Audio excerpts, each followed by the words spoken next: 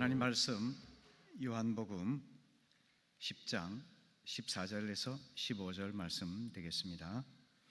우리 함께 읽으시겠습니다. 시작. 나는 선한 목자라. 나는 내 양을 알고 양도 나를 아는 것이 아버지께서 나를 아시고 내가 아버지를 아는 것 같으니 나는 양을 위하여 목숨을 버리노라. 아멘. 아멘.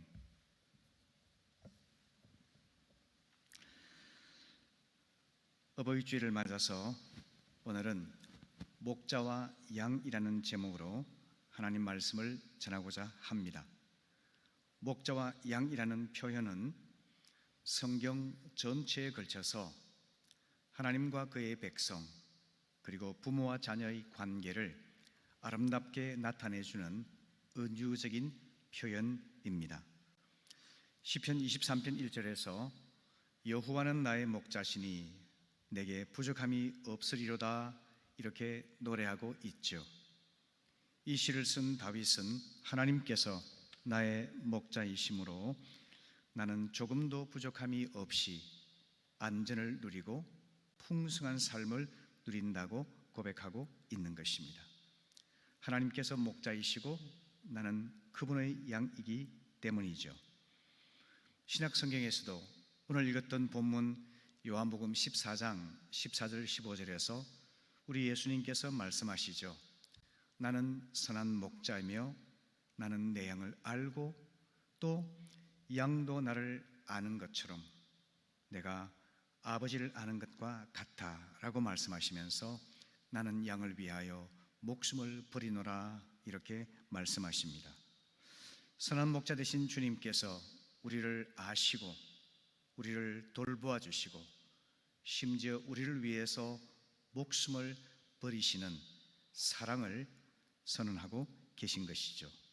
우리는 성부 하나님의 사랑을 받고 성자 예수님의 목자적인 사랑을 받아서 그 사랑을 본받아서 부모로서 자녀를 돌보는 목자의 사명을 감당하고 자녀는 목자의 인도를 따르는 양의 삶을 사는 것이 합당한 삶이 된다는 것입니다. 그러면 우리가 어떻게 부모로서 목자의 삶을 감당할 수가 있을까요? 목자의 노래인 시편 23편 말씀을 중심으로 생각해 보면요, 일반적으로 목동이 소를 이끌 때는 뒤에서 이끌죠. 반면에 목자가 양을 인도할 때는 양의 앞에서 인도하는 것이 일반적입니다. 시편 23편 2절에서 그가 나를 푸른 풀밭에 누이시고 쉴 만한 물가로 인도하시는 도다 이렇게 말씀할 때 인도하다라는 단어는 원어에서 나할인데요, 그 뜻은 앞에서 이끈다는 뜻입니다.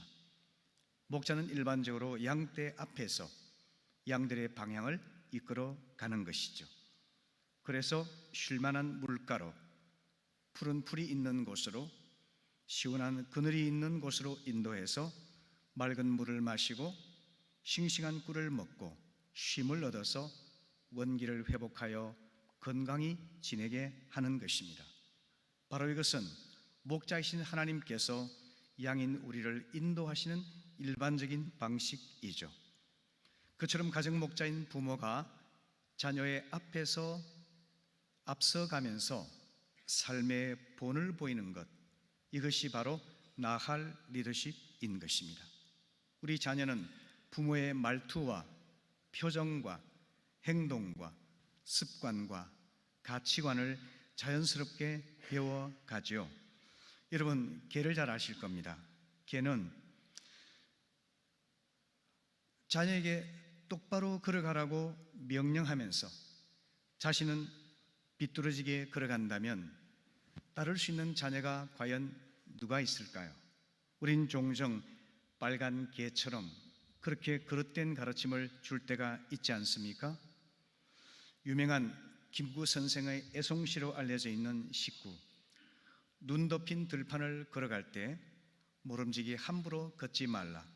오늘 걷는 나의 발자국은 반드시 뒷사람의 이정표가 된다 하는 유명한 식구를 마음에 새기고 살았다 그러시죠.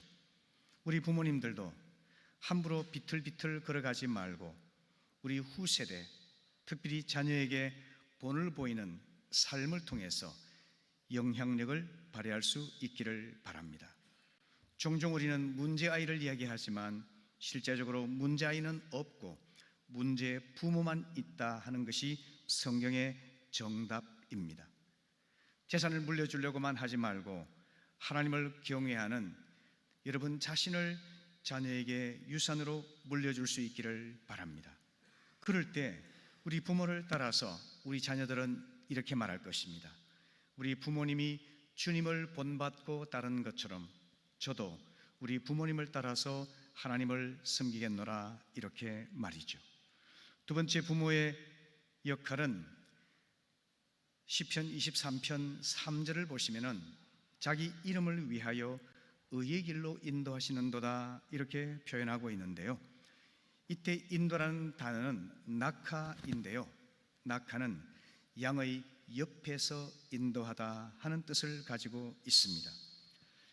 목자가 양과 함께 길을 가면서 대화를 나누고 친교하며 양의 삶을 안내해주고 상담해주고 용기를 북돋아주는 이런 우정어린 친교의 리더십, 이것이 바로 낙하인 것입니다. 특별히 의의 길로 이끌 때 낙하란 단어를 사용한 이유가 무엇일까요? 왜냐하면 우리 인간의 본성은 게으르고 현재에 안주하기가 쉽고 또 포기하는 속성을 가지고 있기 때문입니다. 그래서 목자가 조금만 방심하면 나쁜 습관에 물들기가 쉬운 것이죠. 바로 그 때문에 목자인 부모는 자녀와 함께 길을 가면서 때로는 위로하고 때로는 격려하고 때로는 상담해서 주님의 형상이 이루어지기까지 수고를 감당하는 것이 마땅하다는 것입니다.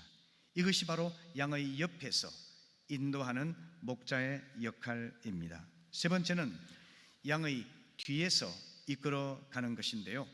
시편 23편 4절에 보면은 내가 사망의 음침한 골짜기를 다닐지라도 해를 두려워하지 않을 것은 주의 지팡이와 막대기가 나를 안위하시나이다, 이렇게 말씀합니다. 이때 안위하다라는 단어가 바로 나하거란 단어인데요. 그 뜻은 양의 뒤에서라는 뜻입니다. 목자는 가끔 양의 뒤에서 이끌기도 하죠. 이때 사용하는 것이 바로 지팡이와 막대기입니다. 지팡이는 양에게 위로를 하거나 도움을 줄 때 사용하는 도구이죠. 반면에 막대기는 양을 훈육하거나 양을 지키기 위해서 맹수와 싸울 때 사용하는 도구입니다. 목자는 양의 뒤에서 양을 지켜보다가 도움이 필요할 때 달려가서 훈육시키거나 아니면 맹수와 싸우면서 양을 보호하게 되는 것이죠. 저는 부족한 부모이지만 우리 아이들이 어릴 때 걸음마를 배우는 과정 지켜보았습니다. 조금 더 커서 자전거 타는 법을 지켜보았습니다. 뒤에서 살펴보다가 넘어지거나 위기를 만날 때는 쏜살같이 달려가서 아이들을 도와주었습니다. 집 잔디밭에서 아이들이 신나게 놀고 있을 때 저는 의자에 앉아서 책을 읽고 있었습니다. 그러나 책을 읽으면서도 한순간도 눈을 아이들에게서 떼지 않았습니다. 위험한 상황이 오면 언제나 아이들을 돕고 지키기 위해서였던 것이죠. 바로 이러한 것이 가정목자의 나하그 리더십이라고 말씀드릴 수가 있습니다. 때로 양에게 위험이 닥칠 수가 있죠. 위험한 낭떠러지에 떨어질 수도 있죠. 또 폭풍우가 몰려올 수도 있죠. 바로 이때는 양을 혹독하게 몰아세워서라도 안전한 곳으로 인도해야 되죠. 그럴 때 필요한 것이 바로 지팡이와 막대기인 것입니다. 그와 같이 부모는 필요하다면 엄하게 책망하기도 하고 그리고 훈계하기도 하고 사랑의 매를 대기도 하는 것입니다. 잠언 22장 6절의 말씀은 마땅히 행할 길을 아이에게 가르치라. 그러면 늙어도 그것을 떠나지 아니하리라 말씀합니다. 아이를 훈육하는 도구는 무엇일까요? 에베소 6장 4절에서 아비들아 너희 자녀를 노엽게 하지 말고 오직 주의 교훈과 훈계로 양육하라 이렇게 말씀하셨죠. 부모의 감정에 따라서, 부모의 욕심에 따라서가 아니라 하나님 말씀에 따라 자녀를 이와 같이 양육할 때 부모는 가정 목자의 사명을 감당할 수 있게 된다는 뜻입니다. 이번 주 큐틴 묵상 본문 중에 호세아 11장 말씀이 있었는데요, 그 본문에서 하나님께서는 부모와 자녀의 관계로 은유해서 이스라엘 백성을 향한 하나님의 사랑을 표현하십니다. 하나님께서는 이스라엘을 아들로 삼으셨습니다. 그를 사랑해서 애굽에서 불러내셨습니다. 걸음을 가르쳐 주셨고 두 팔로 안아서 키웠습니다. 병들었을 때는 돌보아 주셨습니다. 하지만 사랑을 알지 못한 이스라엘은 점점 하나님을 거부하고 멀리하며 바알 우상 숭배에 빠져들어갔죠. 하나님께서는 돌아오기 싫어하는 이스라엘을 아수르의 침략에 내어주셨고, 아수르는 칼로 성읍을 치고 그리고 빗장을 깨뜨려 이스라엘을 파멸시켰습니다. 이런 비유 속에서도 이스라엘은 여호와께 돌아오지 아니하고 끝끝내 물러갔죠. 여호와께서는 이처럼 고집스럽게 반역하는 이스라엘에 대해서 실망과 분노를 느꼈습니다. 하지만 그들을 포기할 수 없었죠. 왜 그랬을까요? 바로 사랑 때문이었습니다. 하나님께서는 애타게 그들을 향해서 호소하셨죠. 호세아 11장 8절 9절 말씀 같이 읽어보실까요? 시작.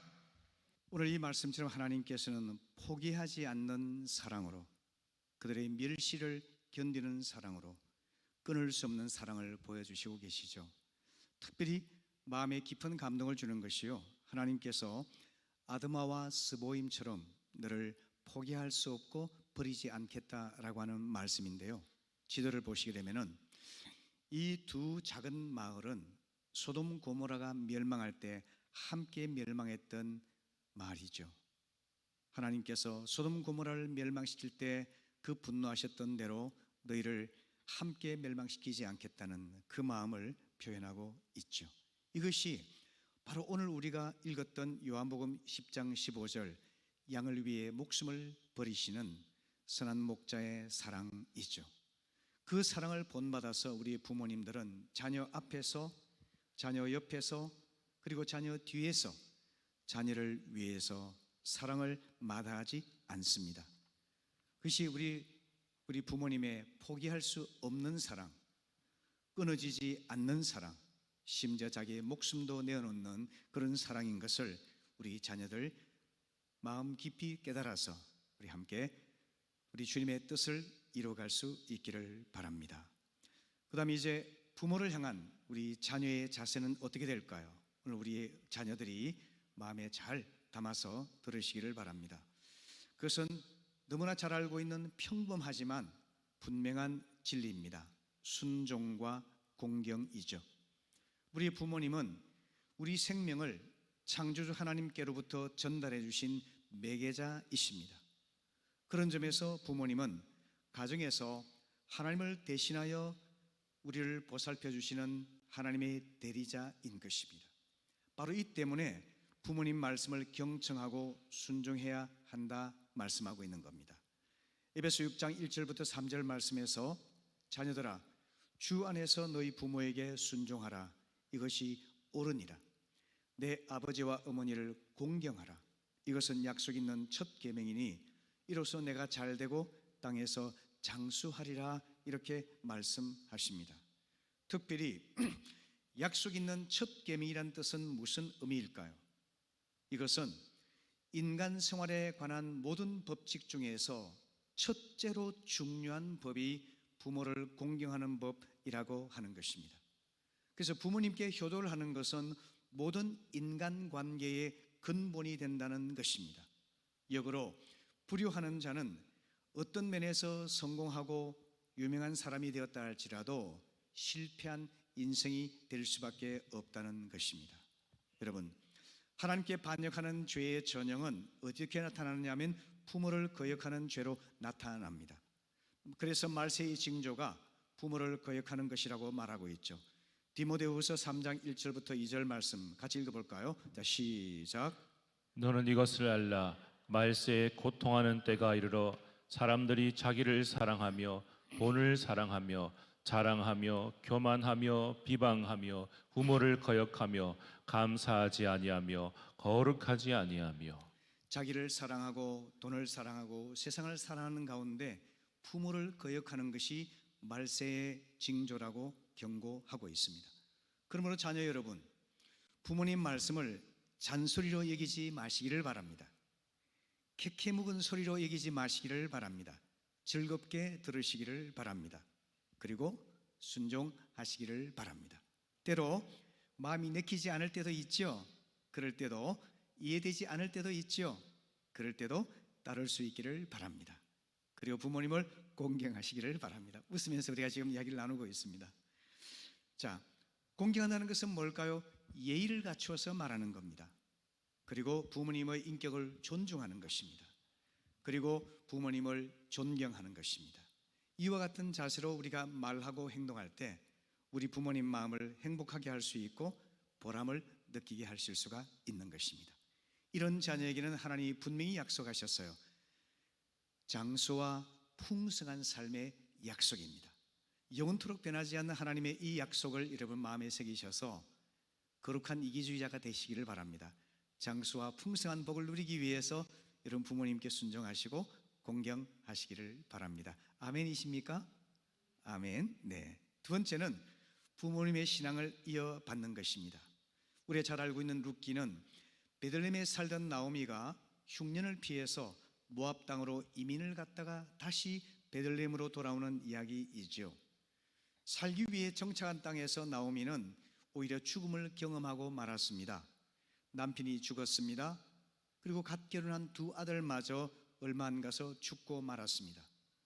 이래서 세 과부가 한 집에서 지내다가 하나님께서 베들레헴에 복을 주셔서 먹을 것이 풍성해졌다는 소문을 듣고 고향으로 돌아오기로 결심을 하죠.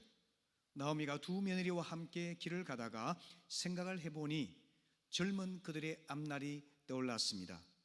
앞날이 창창한 여인들이 왜 나를 따라와서 함께 고생을 해야만 하는가? 남편 죽고 젊은 과부가 된 것만 해도 억울한 일인데 나를 따라와서 평생 살아간다는 것이 얼마나 힘든 일인가 생각을 했습니다. 그래서 나오미는 유대와 무압의 국경지대에서 두 며느리에게 친정 부모 곁으로 돌아가라고 설득을 하지요. 몇 번의 신랑이 끝에 큰 며느리가 돌아가고 이제 나오미는 둘째 며느리만 함께 남은 자리에서 이렇게 말을 합니다. 너도 돌아가라. 내 동서가 간 것처럼 너도 친정으로 돌아가라. 이렇게 말을 하죠. 그에 대해서 룻이 이와 같이 대답을 합니다. 룻기 1장 16절 같이 읽어볼까요? 시작. 저에게 억지로 어머니 곁을 떠나라고 강요하지 마시고 어머니와 함께 가게 해주세요. 어머니께서 가시는 곳에 저도 가고 어머니께서 사시는 곳에 저도 살겠습니다. 어머니의 백성이 저의 백성이 되고 어머니의 하나님이 저의 하나님이 되실 것입니다. 룻은 남편과 두 아들을 잃고 홀로 된 늙은 시어머니와 고락을 함께하면서 시어머니를 돌보며 그의 노후를 책임지겠다고 결심한 것입니다. 그리고 어머니가 믿는 하나님을 나의 하나님으로 함께 믿고 섬기겠노라고 고백을 하는 것이죠. 결과적으로 룻의 아름다운 효성과 그녀의 훌륭한 믿음이 결합된 이 결단은 영원히 저주받아서 구원받지 못할 줄 알았던 모압 족속 중에서 룻이라는 여인이 구원받고 하나님 백성이 된 기적을 보여주었습니다. 나아가서 그녀가 이스라엘 열 왕들의 모델인 다윗의 할머니가 되고 이 가문을 통해서 우리 주님께서 탄생할 수 있게 되었던 것입니다. 룻은 예수 그리스도의 육적인 조상이 된 것입니다. 이 얼마나 놀라운 복이겠습니까? 여러분, 때로 내가 믿음이 약하여지고 신앙에 의심이 생길 때도 있습니다. 실수할 때도 있고 세상으로 흘러가서 믿음을 저버릴 때도 있을 수 있습니다. 그럴 때마다 어머니의 하나님이 나의 하나님이라고 하는 이 믿음의 고백을 하고 최고의 효성과 위대한 믿음을 결단했던 룻처럼 우리도 그러한 믿음을 고백할 수 있기를 바랍니다. 어머니의 하나님이 나의 하나님이라는 고백처럼 우리 부모님의 하나님을 나의 하나님으로 모시고 믿고 살아가다 보면 처음에는 알지 못하던 것이 나중에는 알게 되고요, 처음에는 깨닫지 못했던 것이 나중에는 깨달아지고, 처음에는 체험하지 못했던 것이 체험되어서 정말 내 부모님의 하나님이 나의 하나님이 되는 그 위대한 복을 누릴 수 있게 될 것입니다. 이것이 우리 부모님을 공경하는 자녀의 예의가 되는 것입니다.